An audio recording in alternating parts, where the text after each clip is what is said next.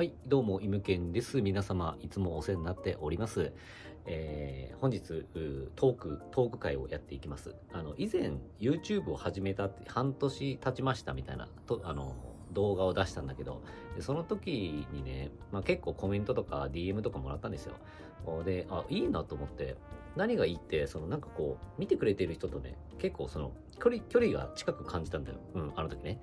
で、いつもはほら、Vlog をさ、撮ってさ、一方的に僕がその感想を述べてそれを見てもらってるっていう、で、コメント欄でこうやり取りはするけどさ、なんかそれよりも、その時にね、こういうことも話してほしいみたいなのもあったのよ。だからよくさ、いるじゃん。質問コーナーやってますみたいな。で、僕なんで質問コーナーなんでするんやろうって思ってたの。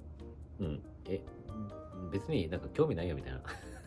で、僕も興味ないかもしんないけど、でもなんかそれをするとね、こう見てくださる方とこう距離が近くなる感じがしてですね、僕もそれやってみてもいいんじゃないっていうかもう、イムトークの会を作ってもいいのかなと思って、今回もやらせていただきます。だからたまにこう旅の動画の途中、僕が日本にいる時にですね、動画を撮って載せていこうかな。そんな長いダラダラ喋るんじゃない、喋るものではないんですけどね。はい。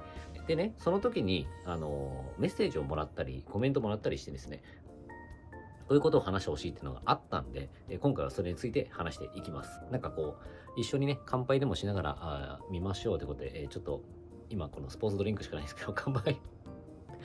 はい。でですね、では早速行きましょう。大体、そうね、あんま長々しないように、喋らないようにしないとなと思っております。まず、前回のね、YouTube が半年始めて、いた時に、こういうことを喋ってほしいって来た中から、話していきます。司会進行が下手っていう、はい。まずですね、えっと、怖かったことは何ですかって来たら、今まで旅をしてた中で、怖い体験って、ありますかと、いう質問が来たので、それ次の動画で話しますねって言ったんだけど、怖い体験ありますよね。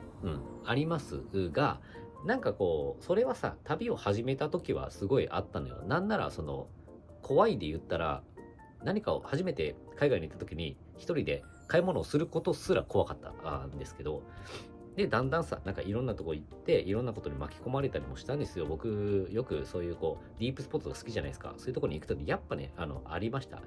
あって、怖いこともいっぱいあったんだけど、一番何が怖かったかっていうと、なんか思うのはね、人ってそこまで怖くないんですよ。もちろん怖いけど、人間なんで、なんか何か巻き込まれたりしても、最悪ね、超ダッシュで逃げればいいっていう。めちゃくちゃ走って逃げれば、なんとかなる。この地球上にいる限りね。そんな拘束して監禁されたら無理よ。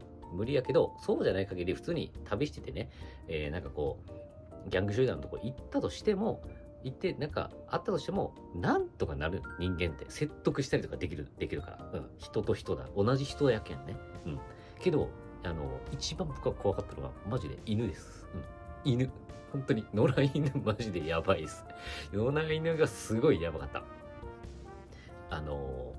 どこの国かちょっと忘れたんだけど、結構前、本当に僕が一人で海外とか行き始めた時になったんだけど、夜中にですね、野良犬に遭遇しまして、よくあるじゃないですかね。で、大体、遭遇してもなんかもう、トトトトって行くっていうワンちゃんが、トトトトってね、野良犬、やばいやばい、ね、合わせんようにしよう、ぐらいです。終わるじゃないですか。終わるんだけど、その時は違くて、その時。もう、いかにも威嚇してるんですよ。いかにも威嚇。もうなんか、歯茎見えてますけどぐらいの感じで威嚇してきて夜中に。で、人も通ってなくてその中心部からちょっと離れたとこで僕歩いてたから。で、歩いてた徒歩だったの。そのバイクとか車もなしに。でも、わーって来たから、いやもうどうしようと思って、なんかもう、こうやってこう、知らんですよじゃ無理だったの、その時は。もう、今にも来そうだったんで。だからなんかこっちも、あっちもなんかこうなってるんですよ。行くか、来るのかみたいな感じになってて。で、僕は行きたくないよ。行きたくないけど、あまり引きすぎたら食われると思ったんで思ったんで、なんかこう、行きますよ、僕は感を出しつつ、こう、離れていくっていう手法を取ったんですよ。で、それで、こう、だんだん離れていくしかなかった。なんかそのマリオのこのテレサみたいな、わかります？マリオのテレサって、後ろ向いてる時にこう、来るんですよ。で、パッて見たらなんかこう、みたいな、止まるんで。だから、それを距離を保ちながらね、離れていくっていうことがあったんですよ。その時マジで終わったと思った。終わったと思ったよ。うん。噛みついてきますっていう感じに来られたんで、その時が一番僕は本当に怖かったです。今まで旅をしてる中で分かった出来事の一つです。だから皆さんもね、狂犬病とかあるからさ、野良犬、てか動物はもう本当にね、気をつけた方がいい。猿とかもさ、海外行ったらいるじゃないですか。もう猿もやられるからね、噛まれたりしたら危ないんで、まあ人間はね、どうにかなるんだけど、動物っていうのも、どうにも説得もしようもないんで、なんか餌もその時持ってなかったからさ。はい。だから、それが一番怖い、僕のエピソードでした。まあ、それ以外もね、あるけど、まあ、それがベストワンかなっていう感じですね。海外で経験した怖いこと。怖いことが危ないこと。ちょっと危ないの種類違いかもしれないけど。っていうことが一つでしたよっていう。あ、やば。これ、もう6分とか経っちゃうね。やばいな。これ全部いけるかな。で、いや、でも今日は2個ぐらいにしておきます。2個ぐらいでいこうか。本当は3つね、来てたやつをこうチョイスして3つ準備してるんだけど、ね、だらだらやってもあれなんで。で、次はですね、これ来てた。これ結構来るんですけど、どうやってね、英語学びましたかって来るの。質問とかコメントとかに。で、これについてちょっと話していきたい。僕、第一に、僕、英語ですね、できないです。英語話せませんよっていうところから入っていきたいんだけど、なんかどうやって学んだんですかって言われるけど、いや、話せないよっていう、僕の海外の人と絡む時のを見てもらったら分かるんだけど、僕の英語マジでめちゃくちゃじゃないですか。って思いません？僕、本当にめちゃくちゃなんですよ。なんでかって僕、学校出てないので、その英語の勉強っていうのをまずしてなかったっていう過去があるんですよね。まあちょっとはしてたよ。中学校の時にね。中学校の時にちょっとはしてたんだけど、I'm fine, thank you, and you みたいなぐらいしかわかんなくて。で、僕初めて行った国が韓国だって話はしてると思うんだけど、でその時に、サンキューと I love you しか知らない状態で行きました。行って、その時初めて行った時は、まあ一人で行ったわけじゃないのよ。友達と行ったから、まあ友達も英語できんやったけどね。なんとかまあ、行けましたけど、なんて言ってるかやっぱわかんないんですよ。海外の人たちが言っていることがね。で、わかんなくて、じゃあ今どうかって言われたら、僕は言ってることはわかるんですよ。海外の人たちがこういうことを僕に話してきているっていうのはわかるんですよ。で、普通に僕海外の友達いるから、外国の友達たちがね、いるんだけど、会話はできます、今ね。それ英語話せてるじゃんって思うけど、話せてるとは僕は思ってなくて、文法っていうのがね、英語には存在するらしく僕知らないんだけど、存在するらしく、それをですね、僕はもう全然もうめちゃくちゃなんで、例えばDo you have 何々って言うじゃん。何々持ってるみたいな。僕もDo you have って言わないんですよ。You have から入るから。だからめちゃくちゃなのよ。まあ、ただ伝わればいいなっていう。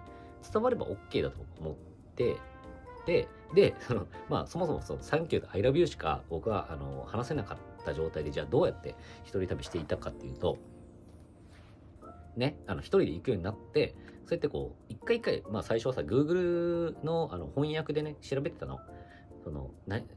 店員さんにちょっと話しかけたいけど、これなんていうのかなみたいな。で、話しかけたら、なんか、I want なんとかなんとかなんとかみたいなって、で、それを言うじゃん。I want なんとかなんとかって。で、この、調べて言うを繰り返していくと、だんだん分かってくるんだよ。まあ、同じ場面にあるから、日常の生活をしている中で、どこどこに行きたいんだけどっていう時に、このフレーズこの前のもうこれ、いつものこれじゃんみたいな感じで。で、名称を変えるだけでしょみたいな感じで、それはまあ覚えていくの。だんだん使っていくとね。で、それを繰り返していくうちに最低限の、言葉は覚えました。覚えて、で、友達ができました。海外でね。友達ができて、もちろん英語だけの会話になってくるので。で、本当に、友達たちには本当に申し訳なかったよ。今となってはあれなんだけど、当時は僕マジで本当に話せなかったんで、毎回、その、翻訳とかでやってたんで、意思疎通をね。で、友達が言うことをですね、コピーしてました、僕は。コピーして言う。同じ。真似して。もうパクリよ。友達が言う口癖とかパクリ。全部パクって言ってた。他の友達に。で、こっちで学んだ英語こっちで使うみたいな。で、やってただけです。マジで。やってただけ。で、それが一番早いと思ってて、結局ね、英語をマジで身につけるためには、ハフトゥーにした方がいいと思ってて、そういうしなきゃいけない状況にね、身を置くっていうところが一番身につくのかなと思います。だから例えば海外の彼女を作るとかさ、例えばその友達も作るのも同じなんだけど、そのコミュニケーションのツールとしてそれを使わないと意思疎通ができないっていう状況になると、人っていうのはもう本当にめちゃくちゃ爆速でね身につくと思いますだから僕は勉強してないけど、なんかいつの間にか使えるようになったっていう話、なったっていう話ね。だから今僕はどういう感じかっていうと、いけんのよ。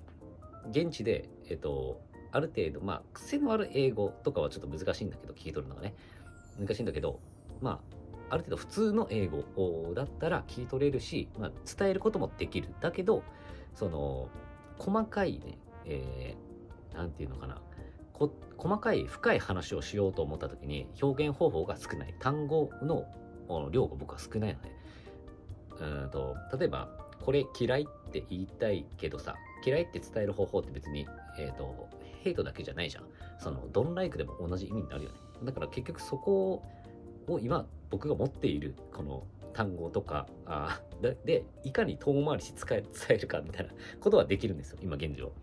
できるけど、もっといろんな単語を覚えたりするとですね、もっとなんていうの、直球で指すことができると思います。もう僕はこれ以上もないと思ってるんで、自分自身がね本当に、学ばないといけないと思います。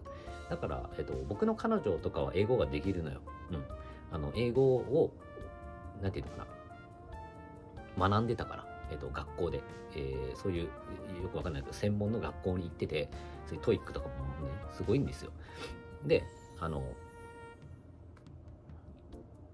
トイックとかもすごいから文章とかマジやばいのよ。だから一緒に旅行と旅とか行ったらもう本当もう全任せよ。あと読んでよっつって、これ読めんから。だから僕読めないの、その英文を読めないから、会話はできるけど、でも本当めちゃくちゃな英語でもう投げまくって会話はできるようになったんでじゃあ結論何が言いたかっていうと、本当僕選挙で I love you しか話せない僕でもですね、旅することできます。できました。だから英語ができないので旅をするの怖いですっていうことをよく言われます。僕はねすごいですねみたいな、私は行きたいんだけど英語ができないので不安ですみたいな。